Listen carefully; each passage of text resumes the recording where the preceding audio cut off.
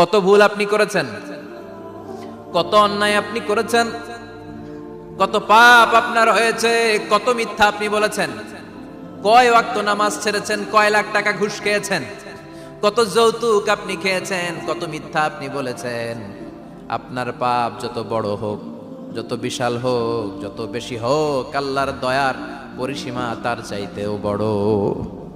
আপনার পাপ, আপনার অন্যায়, আপনার জুলুমগুলো যদি হয় খালের পানির সমান, বিলের পানির সমান, আল্লাহর দয়া সাগরের পানির সমান।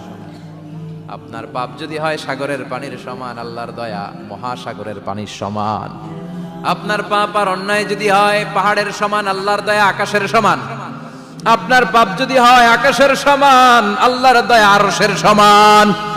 এজন্য আল্লাহ বললেন, ইয়া আইয়ুহাল্লাযীনা আমানু তুবু ইলাল্লাহি তাওবাতান নাসুহা।